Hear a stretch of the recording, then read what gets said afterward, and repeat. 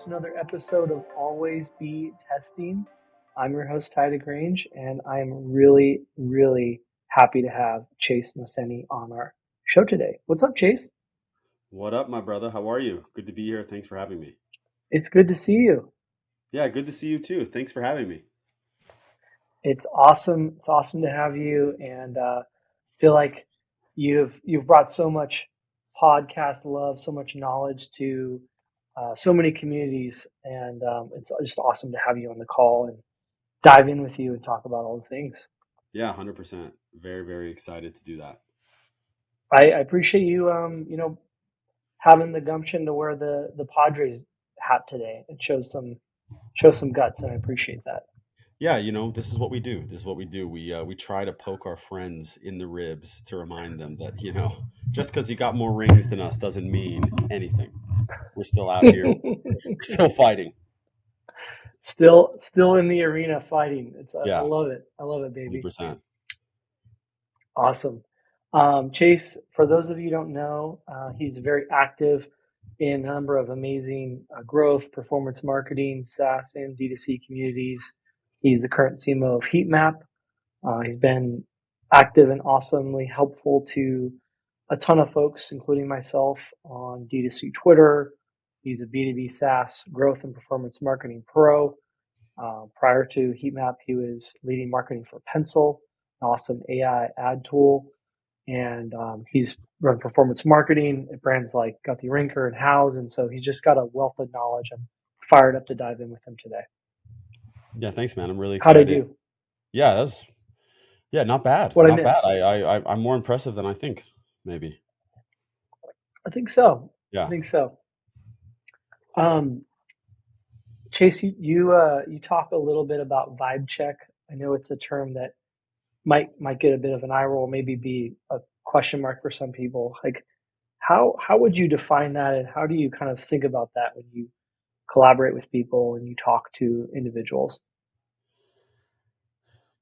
Yeah, it gets an eye roll because it's non-technical. I'm doing air quotes, but there's a lot of things that go into that are technical, which is, let's just say it's a personal vibe check. Well, say you've been in the game 10, 12, 15, 20 years, you essentially have a certain amount of rigor around the people you associate yourself with, both in terms of their kind of personality, but also their rigor with which they employ kind of business practices. And so when I say vibe check, it's just a fun way of saying, does this person kind of cross the floor of what your expectation of your inner circle would be on a personal level, in terms of business, or are they kind of outer circle people? In terms of businesses,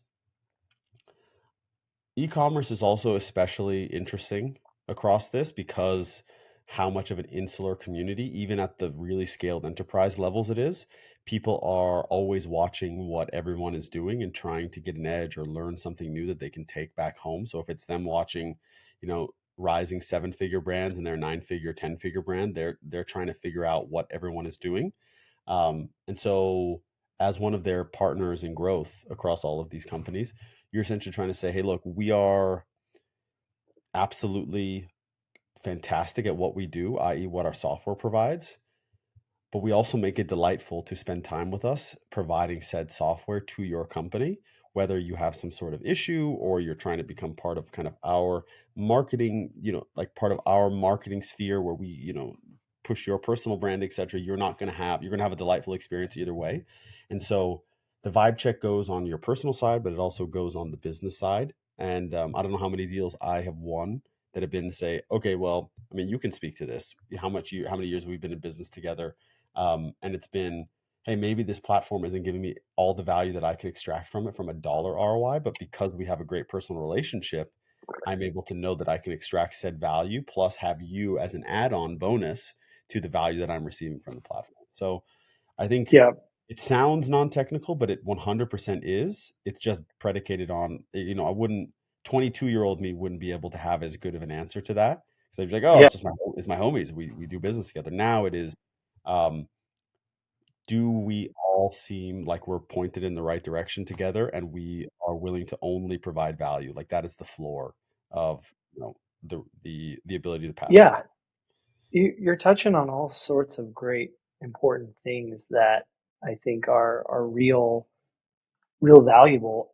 There's the saying of like, you're not going to hire an individual unless you can, what is it, be stuck in an airport with them or something like that. There's a lot of these barometer uh, gut checks, if you will. And I think as you get more mature in your professional career and you get more comfortable with your own gut check and your own Mm. gut level assessment of things, and obviously you're looking at data, you're looking at performance, you're looking at all sorts of metrics as we do in our industry. I think it I think it just is a good reminder that one's gut is a really important data point Yeah. that sometimes I think as you mature and improve in your judgment in your career and in your life becomes an even more valuable measurement. I think that what you just said is probably the most important one, which is this ability to listen to your gut matures as you mature. And so, you've heard that don't overthink the room kind of thing. And I have done it many times. And so there's this old saying that I heard from a filmmaker back in the day. So I'm repeating what he said. So if anyone wants to cancel me, this is from him. It's not from me. It says, if 9 Russians tell you to lie down, you lie down. And the idea is like if you have like this very visceral response to any sort of situation, whether it's like a situation you've been put in, one that you go into with a person in an interaction, and you have a very visceral response to it, you should probably listen to that because you will either regret it later or you'll regret it in the moment because you did it, or you'll pay the piper kind of down the road. I like generally, because people say don't listen to your gut. I think when it comes to people, always listen to your gut. When it comes to partnering companies, always listen to your gut. If it's just you versus you, that's another conversation because that's a whole host of other things that we're not going to deal with on your own personal psychology. But when it comes to kind of this outward, the different spheres of influence that are kind of trying to attack Mm-hmm. the inner castle, those things I think you can listen to your gut a little bit more. Inner castle, you versus Yeah, you, that's the whole, talk to your therapist. That's not for us here. yeah, Yeah. yeah. We can provide some recommendations for pros, but we're not going to Yeah, dispense exactly. legal, tax, or Yeah, this is psychological not this is advice on not today's pod. therapeutic advice. Um, maybe jumping to a more tangible topic, Yeah. perhaps. What would you describe in a very simple terms? Like you've really operated at a very high level in driving marketing for B2B SaaS brands in the last two roles with Pencil and now with HeatMap. Can you distill it down into the really core of what you do in your current role and in your previous role? Yeah, so like there's a lot of the whole technical, we drive leads, we do this, we do that. I think the how do I say this in a really meaningful way? So the best way I heard someone say this, said it to me recently, is they think of B2B marketing as surround sound marketing, i.e., you have to be ubiquitous and ever present in everyone's minds. And the idea is they won't be in funnel yet, but the minute they are, you're the first person they speak to. And so, how do you do this? Well, there are multiple channels across organic that you can interact with. There are multiple ways across paid that you can essentially kind of blend the numbers, and there are multiple ways through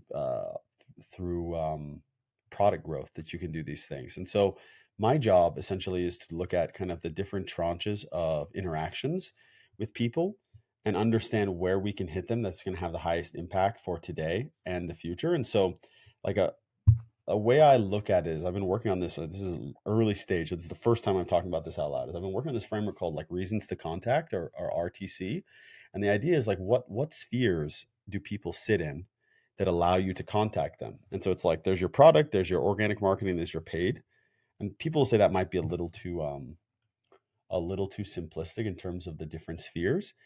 The way I look at it though is it's my job to understand the spheres, understand the impact of all of the different activities we can do under those spheres and kind of benchmark it against what we're trying to hit downstream, and then take a couple big bets every time we kind of go into that, and and have the vision for that specific for those specific things. So I TLDR, like the surround sound.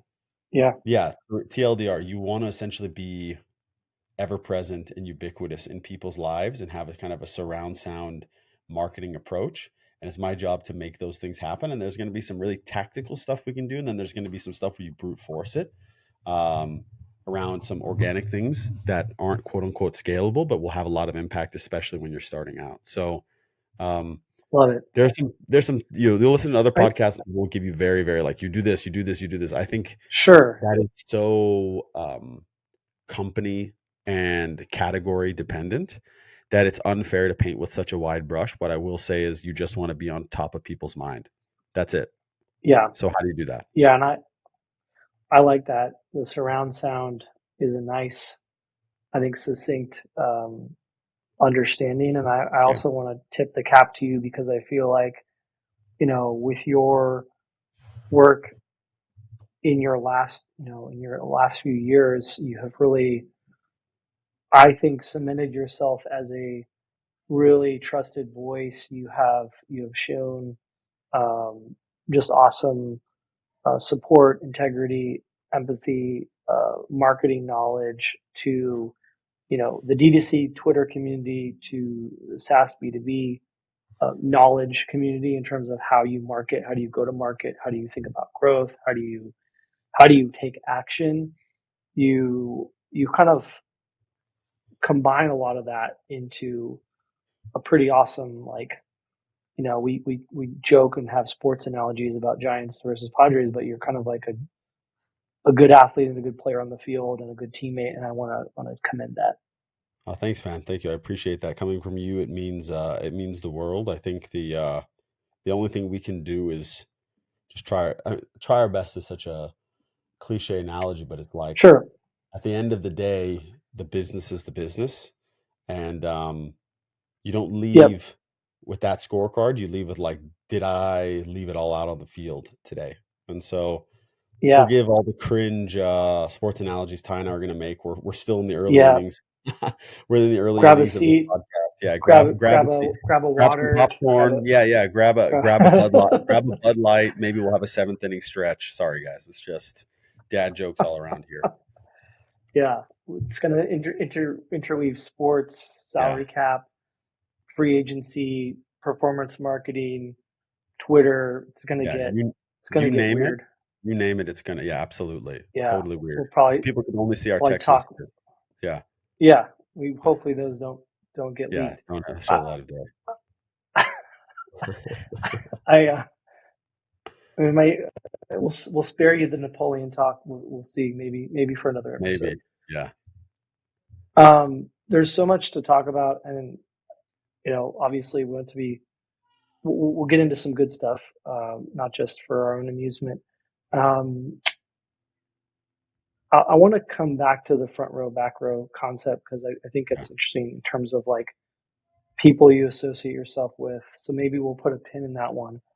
Sure. Um, you dropped on a really good one on kind of what you do. Maybe we talk a lot about learnings, career, Mm. individual experiment learnings, life Yeah. learnings. As you kind of made this kind of progression from, you know, running paid marketing at a consumer brand to really like building a SaaS brand for what used to be the consumer and the D2C ecom brand, and now doing it in spades for HeatMap. Can you discuss a little bit what that was like for you? How did you navigate that transition? What are maybe some of the learnings you gathered through that process?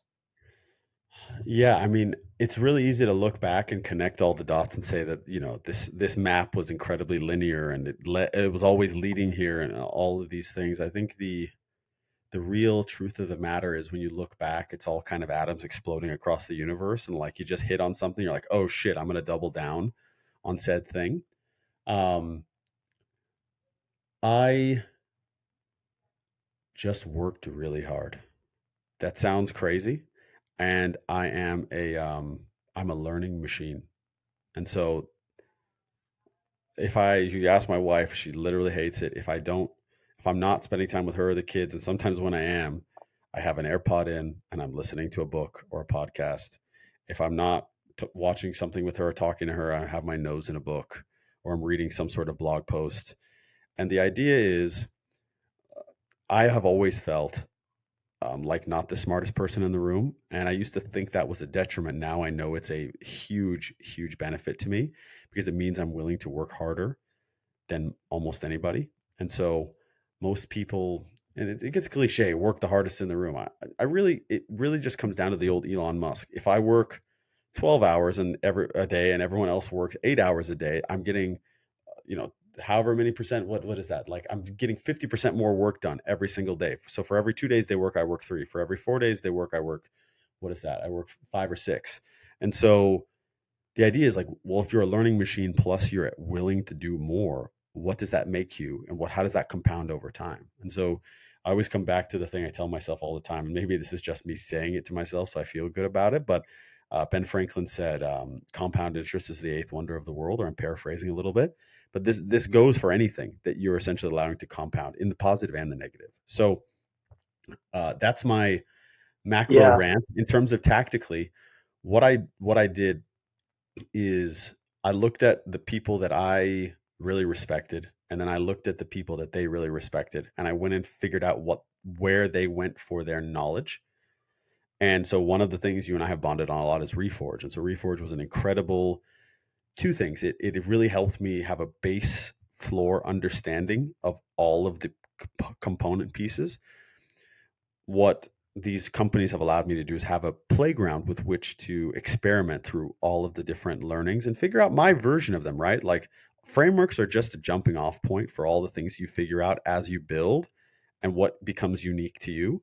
And so I frequently come back to those things to kind of reassess how I'm looking at things. They built an amazing product called Artifacts, where it's a fun thing to go and look at other people's, the way they look at things. And the funny thing is, if you look at every single one of them, the heart of everything is kind of the same, but the way they do it is different. And so you can kind of go and say, okay, I'm going to Frankenstein all this shit and put it together.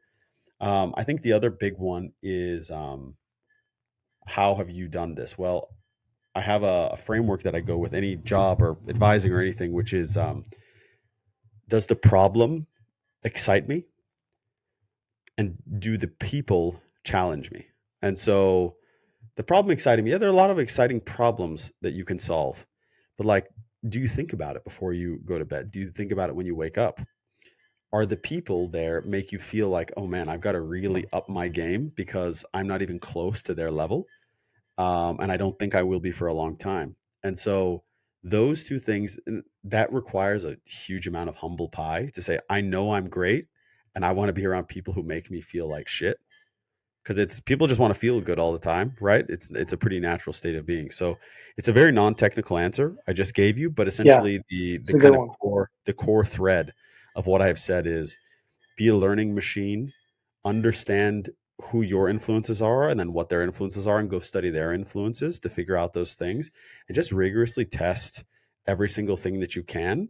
I'm not a numbers person by trade. I've become one. And really where I find my, and I'm sure former bosses could tell you, I'm not a numbers person by trade.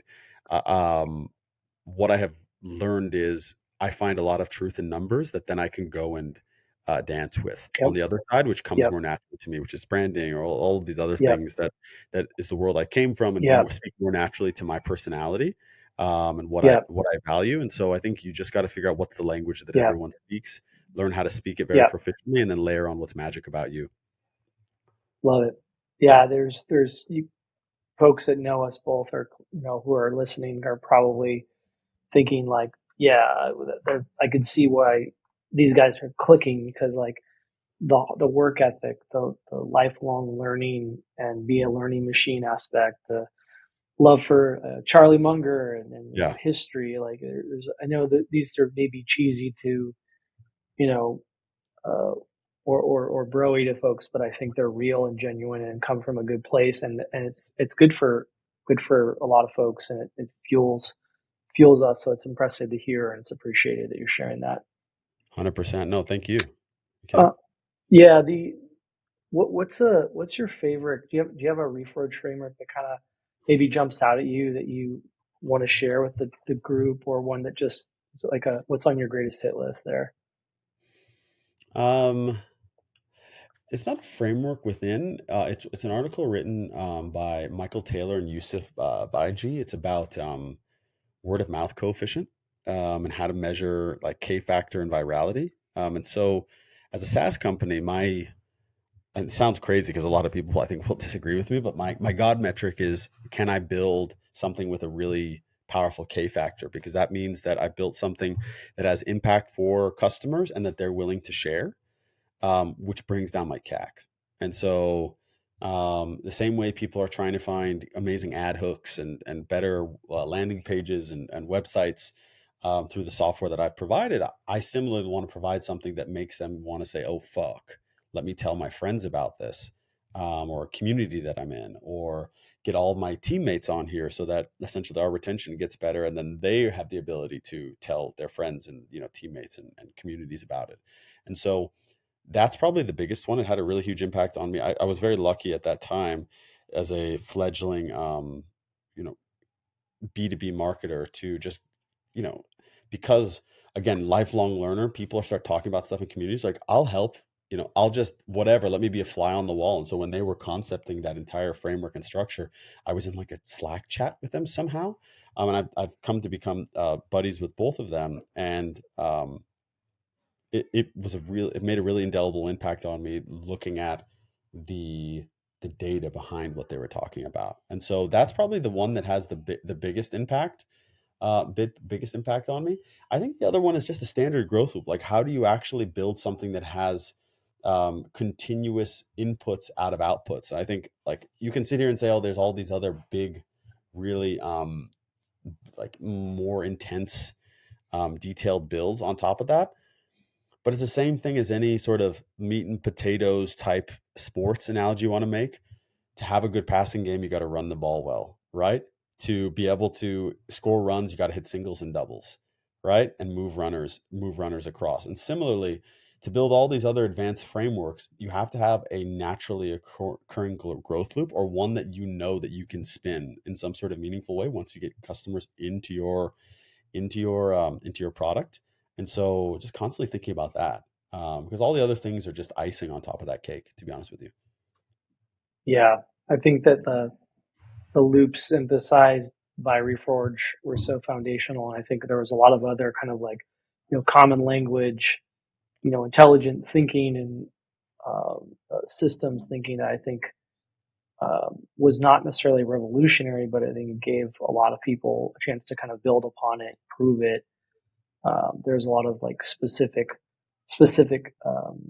wins and learnings that I think people gained, and it kind of allowed it to build on top of itself. So it's been pretty awesome to be a part of with you and with others, and love to hear your thoughts on it. What a good example.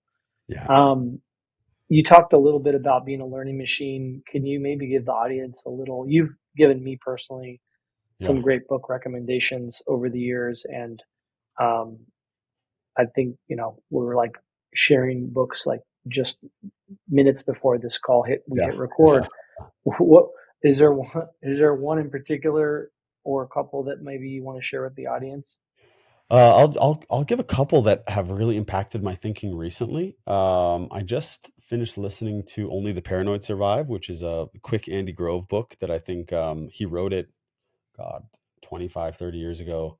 And some of the stuff is really funny because how salient it was back then and how essentially all of his predictions came true. But at the core of that book, it is like very, very impactful. What are 10x factors that are going to change your business in some way? And so it's like always trying to look over your shoulder to say, is there something coming that I can use? Is there something coming that's trying to kill me? What do I do? Um, Another one is Seven Power Laws. So that you can see kind of there's a string here going along between those two things, which really, really helpful in terms of thinking like what actually makes you the possibility to make an enduring, durable business. Um, I'm reading one right now that I've been finding really fascinating and good called Trillion Dollar Coach, about old Intuit CEO Bill Campbell. Um, that I don't know speaks to my soul because it's about coaching, and he was a football coach and then became a tech CEO, So those three have been really, really fascinating. I'm reading a book called The Beautiful and the Vile, and it's about uh, Churchill and the first year of the Blitz. And so that's been fun. I've been a little slow on that one, to be honest with you.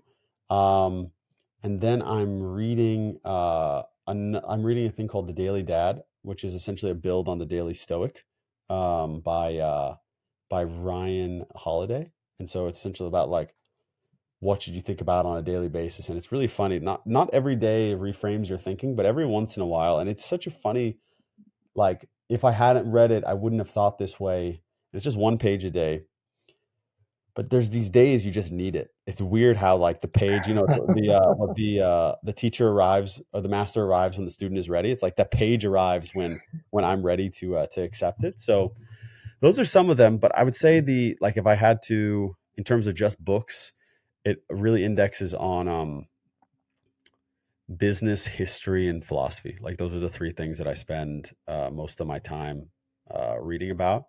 And then on blogs, it's really just like all growth marketing related. Love it. Yeah. Love it. There's so much good stuff in there, and a lot for people to dive into. Yeah. Um, yeah, I'm a huge fan.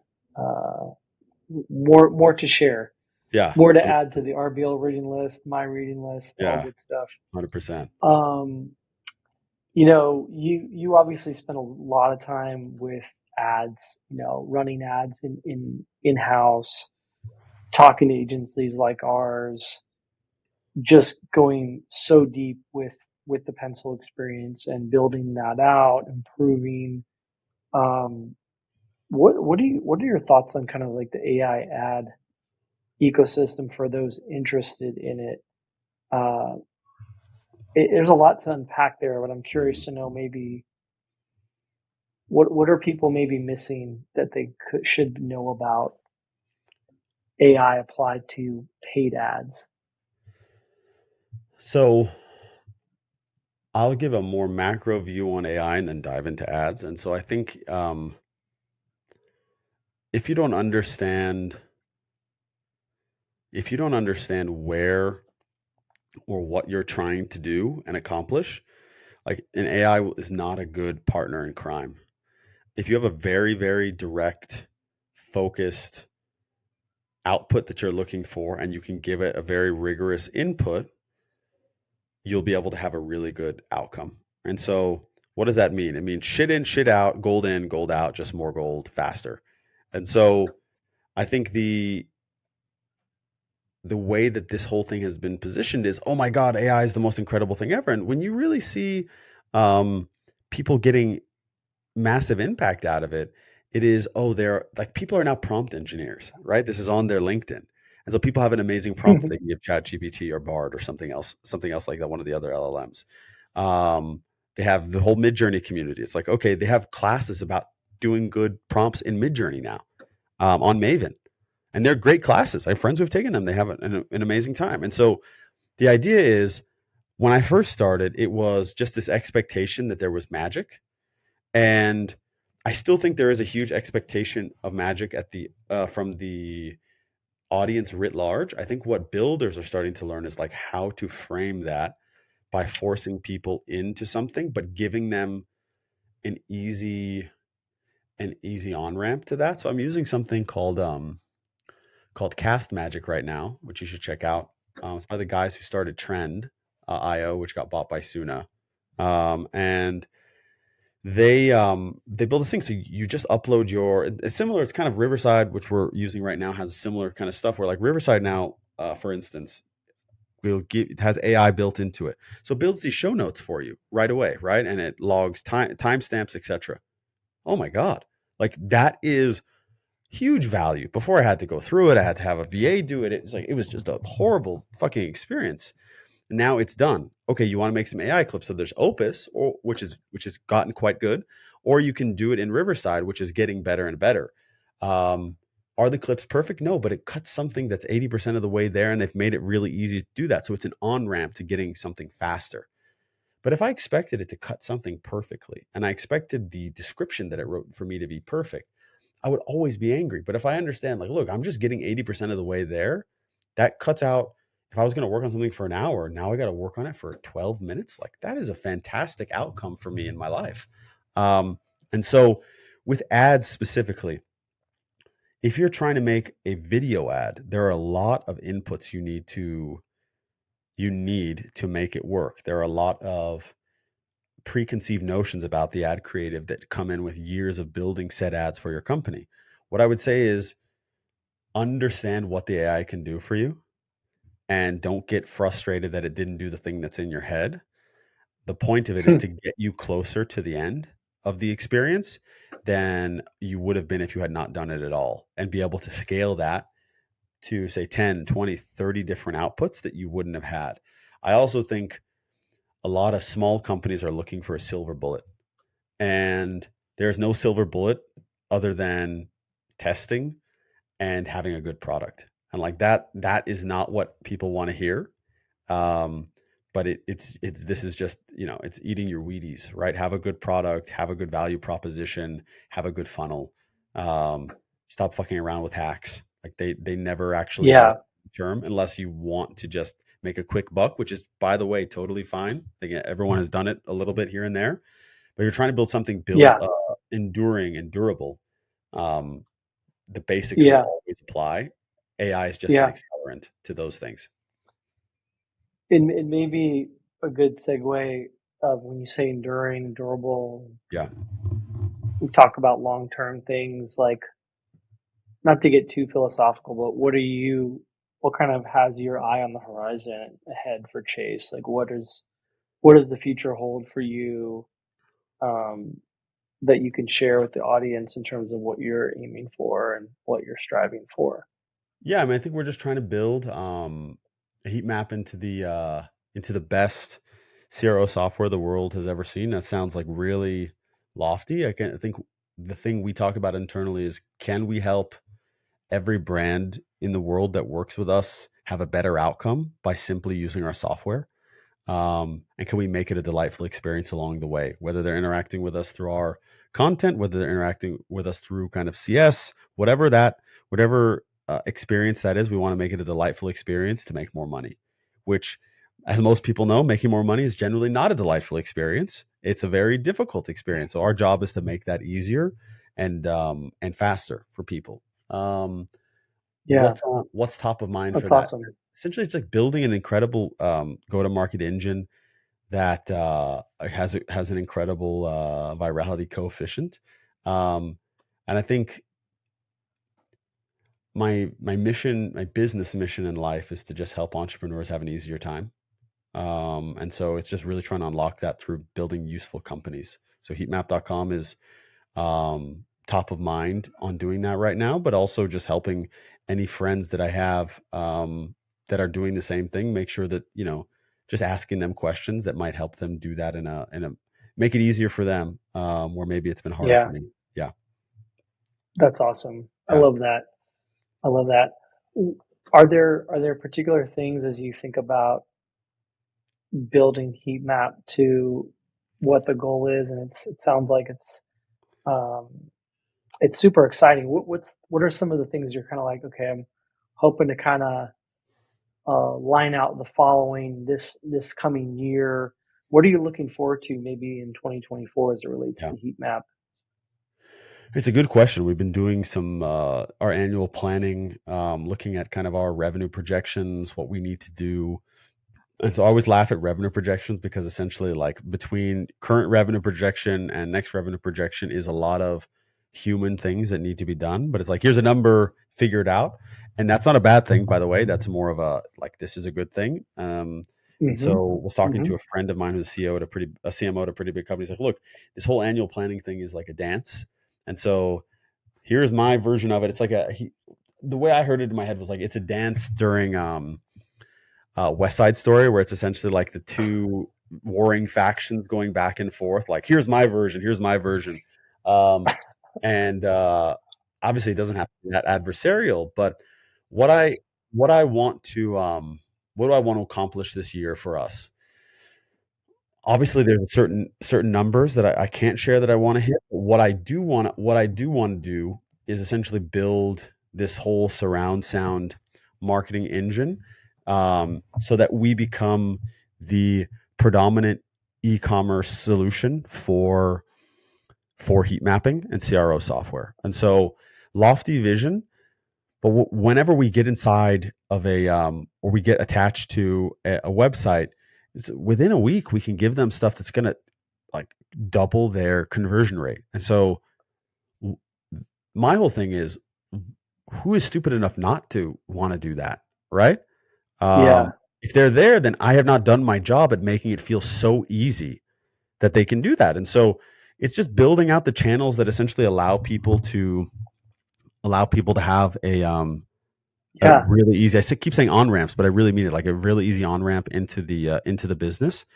yeah, Not just all the product stuff we work on and all of the tactical things, but on a macro level, I just want to make it super easy for businesses to feel like they have their business and their analytics are in good hands, so that they can make really, really impactful decisions that drive business results.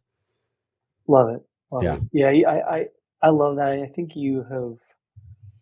I've been impressed at your ability to go in deep with rigor, get nerdy, and get your hands dirty with conversations, execution, data, knowing a lot of the levers that can be pulled, and suggesting, recommending helpful ways for people to pull those levers.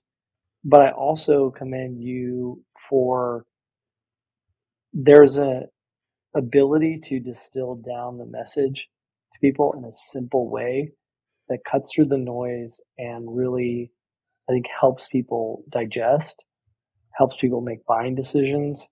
Um, it's yeah. I just want to give you props for that from my observation. Thanks, man. I think it's just about spending time with customers. Like, by the way, that's not just everyone's like, go interview your customers. I don't mean that. I mean, like, watch user sessions, have surveys, talk to them through, Slack. Mm-hmm. You have that as a part of it. Yep. Talk to them through social, whatever ways you can Yeah. get feedback and understand Yeah. what's going on in the market at large, but also what's going on individually with your customers. Because Yeah. I think a lot of times Yeah. what companies do is they say like, oh, okay, well, this is happening in the market, or my customers are churning. It's like, well, what if companies shut down? Like Smile Direct Club just officially shuttered. What if they're one of your clients? You're like, oh my god, we lost an enterprise client. It's like, no, they went fucking bankrupt. Like that's actually what happened. It had nothing to do with you.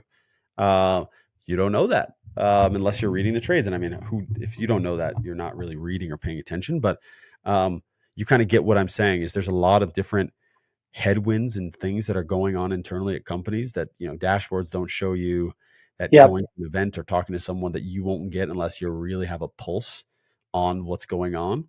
And so you say like, okay, that's not scalable. We have X amount of customers. Okay, we have a team, right? You can train your team to have a pulse as well on everything that's going on. If you can build an army of people that are keeping a check on it, and maybe they only do it 30% as well as you, but you have 5 people, that's 1.5 versions of you out there in the world. Yep. And so Yep. um yeah, I think it is understanding that you want to be, same thing, we're talking about being a learning machine. You want to be kind of built a customer centric engine within your business. And this comes top down, by the way. Like, you really have to say, okay, the top level people have to care about their customers at a really deep level. So anyway, that is Yeah. that's what I think. I love it. I was gonna kind of segue into the customer, you know, asking of questions and learning about their Yeah. challenges and pain point and journey and all that fun stuff. Yeah. Can you share some maybe examples through your understanding of the heat map customer, or perhaps previous roles? Like, I'd love to learn a couple examples that really just jumped off the page for you, Mm. either in a Zoom call or in a Loom, or looking at a usertesting.com. Like, Yeah. what's a customer experience that really like hit you hard, that made him, that really kind of was an aha moment for you? with HeatMap or with other Yeah. experiences? So I'll use a data centric example from Pencil, Love where it. we were looking at I would look at our daily dashboards and weekly dashboards, monthly dashboards to figure like, okay, is this a trying to figure this out? Is this a weekly, monthly, daily kind of active usage platform? We don't know because we're building in the dark. Because this is not 5-10 years worth of data. We're building all of the data runway that we have. So what we found was, okay, we're watching exports. This is kind of the key metric that we have. How many people have exported on a weekly basis?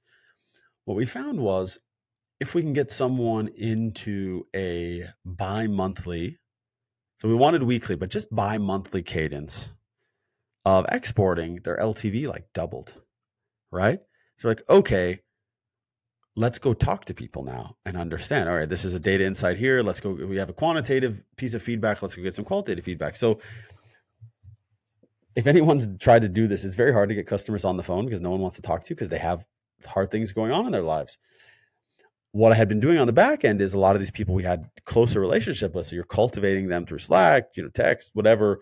And essentially, like this sounds very pointed, but you want to just give as much value away as you can. So like, hey, I thought about this for you. I thought about this for you. And I really do mean it when I do it, but you can look at it and say like, okay, there is a business imperative around it as well. So that when you go bake the ask, people are willing to say like, an hour, fuck it, let's spend 3 hours together. I'll show you everything.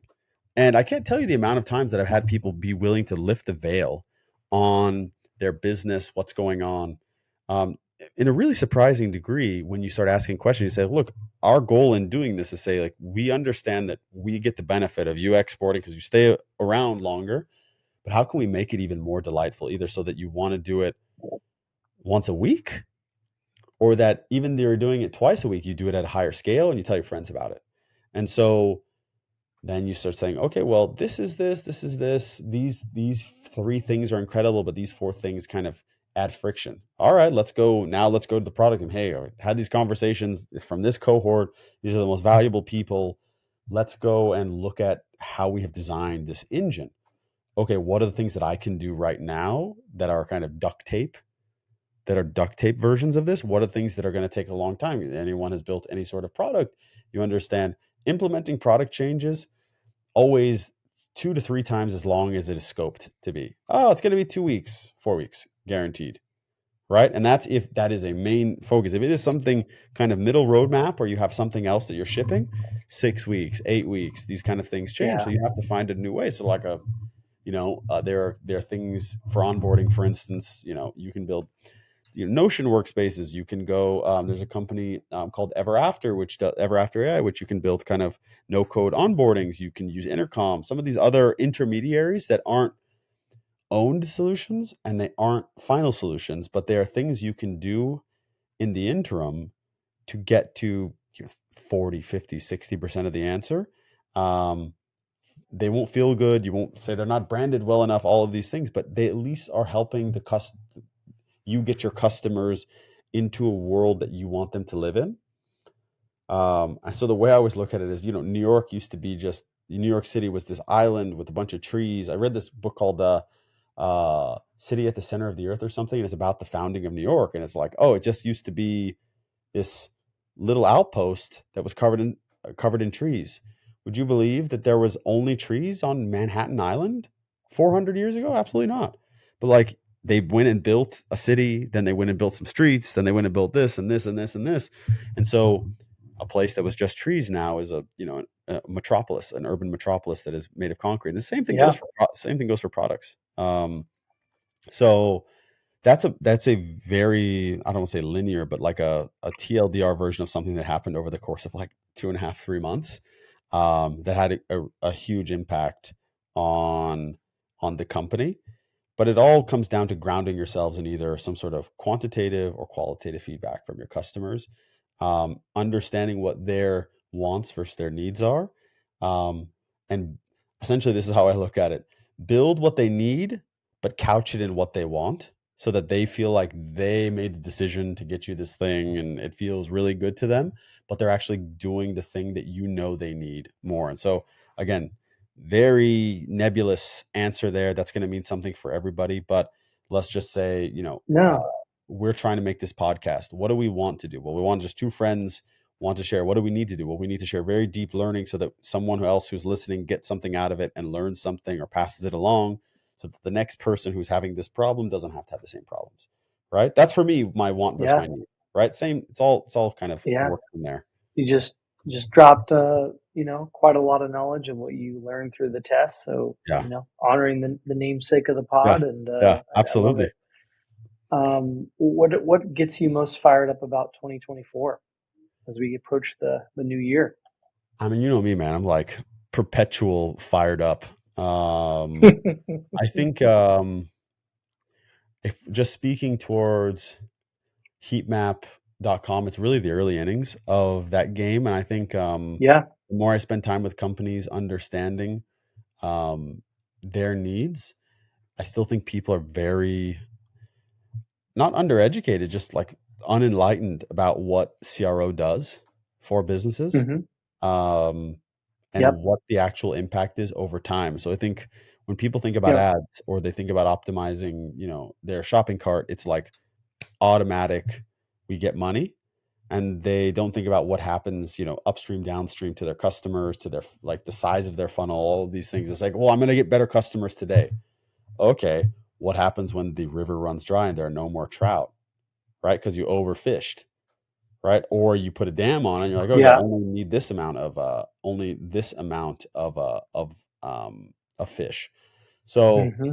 what does a website do? It is the conduit from your traffic to your money, right? And so what I want to do is help people understand as much as possible how much they need that bridge to actually lead them to the promised land. It's a ridiculous thing to say, but like revenue land is probably profit land is a better way to say it. So Oh, it's man, that should be our it's conference. true. Profit land. I like that. So that's I really like that. I'm very excited about being able to educate and enlighten as many people as possible on the impact CRO has on their business. And they want to use heatmap.com. I'm not angry about it, but on a macro level, just make sure people are not leaving their website behind, because Yeah. far too many people do. Yeah. 100%. I could not agree more. I love that.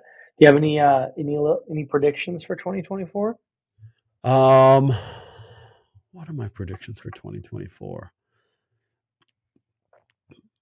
I think No, you can be bold and crazy if you'd like, and there's no uh, wrong answer.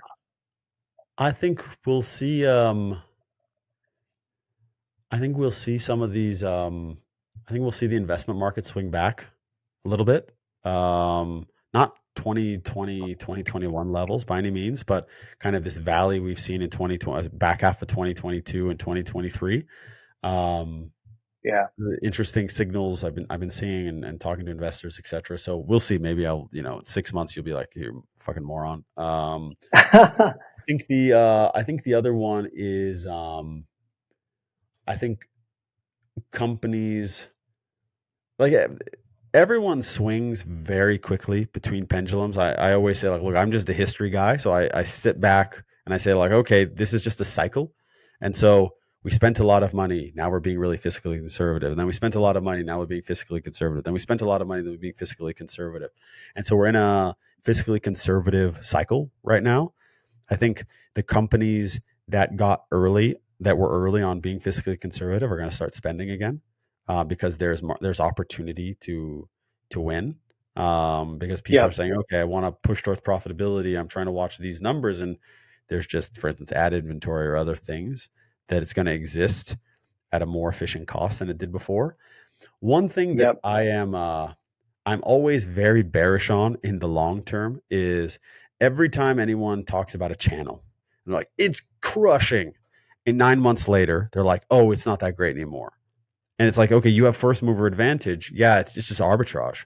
And so right now, one thing, and I don't know when this is going to come out, but everyone is talking about TikTok shops. And it's like, all right, dude, cool, man. This is just another placement on channels.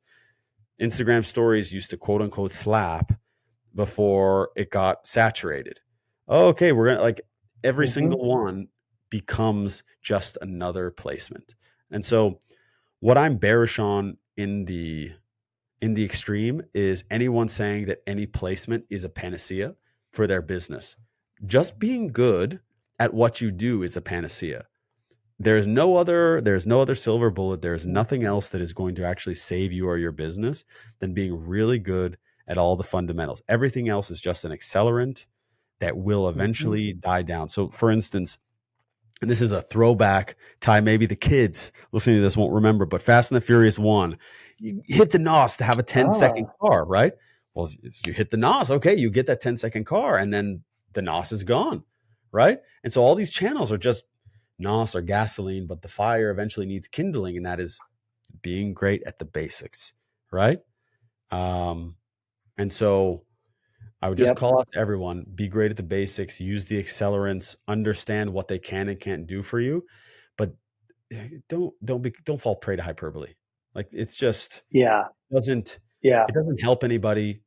Like say, hey, this is a great channel for me. You should test it. I don't know how long it's going to be like this. Okay, easy money, right? Absolutely can do that. It, That is a great call out. Um, but business fundamentals, companies that have done well yep. for 100 years, they spent less money than they make, and they make exceptional products, and they take care of their customers. Pretty simple, right? Yeah. Back to our friend Munger and Buffett, and Exactly.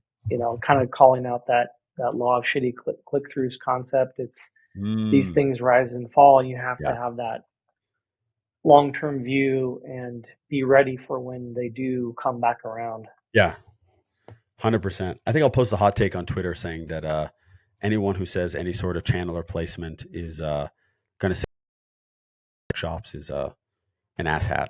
Let's see how that goes. Yeah, Yeah, yeah. I think that'll play well yeah, with yeah, yeah. the Twitter Yeah, community. yeah, And valid. definitely gonna. Yeah, we're definitely gonna have a lot of churn on heatmap.com after that tweet. let's keep the conversation going. Yeah, I love it. yeah. Um, who inspires you? Who inspires me?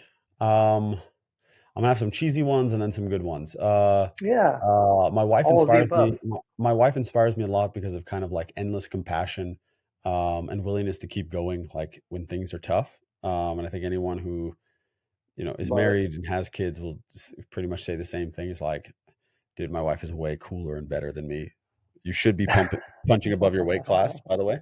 Um, uh, seeing my Wise parents, words. yeah, seeing my parents, a lot of the things they've done and gone through. My dad's an immigrant, so just seeing stuff him and my mom went through to build our lives, like endlessly grateful, and just kind of like an endless reservoir of get up off the mat from watching them. And then, Yeah, like through love it. history, I think there's a few different people who kind of will endlessly inspire you. One of them for me, and people might disagree with this one, but just watching someone, you've heard me say this 1,000 times, so forgive me, but there's a few people who have had impact on history, have not had as much impact on history as people like Napoleon Bonaparte. So I think coming from very humble beginnings and being able to essentially rule all of Europe, um, is a really incredible story. I think also apocryphal in that, you know, um, if you become too big for your britches, as my grandfather would say, um, no Yeah, matter how much you think you're in power, it's pretty fragile.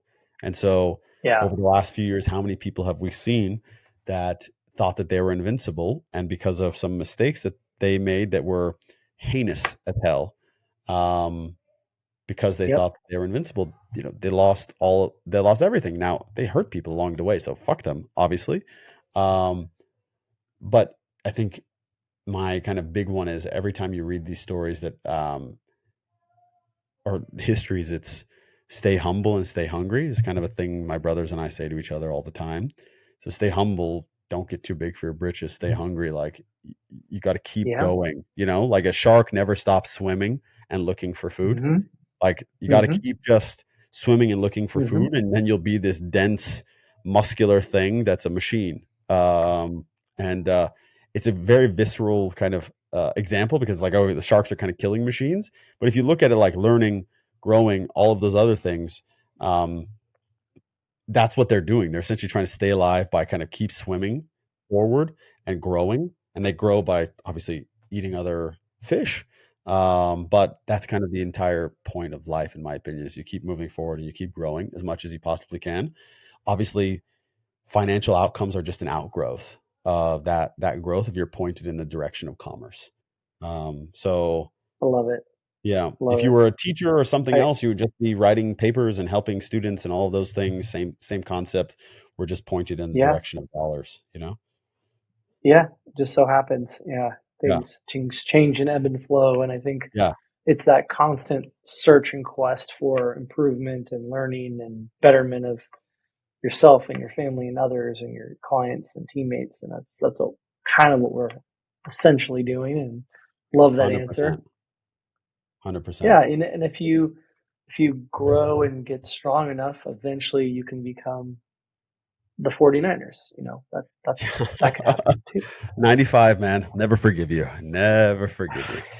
Woo-wee. Yeah. The Charger Niner rivalry, the Padre Giants What rivalry. what rivalry? We suck. Like the Chargers suck. There's maybe a little more with the Giants and the Padres over the last 30 years, but Chargers and Niners, it's a tale of people who couldn't win and people who could win. So it's no rivalry. It's just jealousy. Yeah. I appreciate the honesty, Yeah. and hey, live to fight / play another day, right? Yeah. Fingers crossed, man.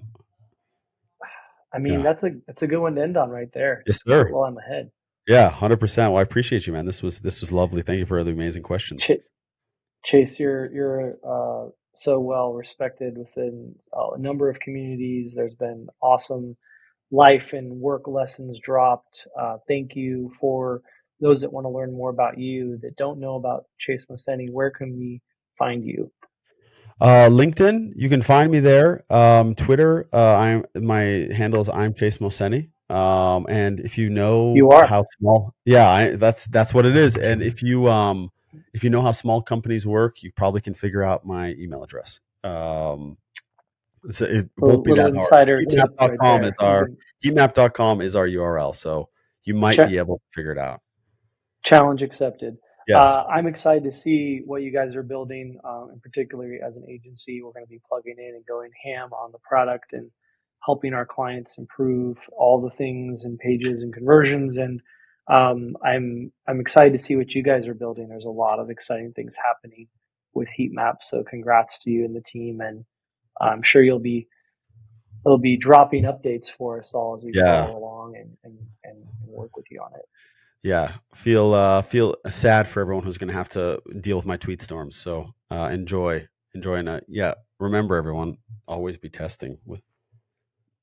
There it is. Yeah. Thank you. Thank you, guys. Bye.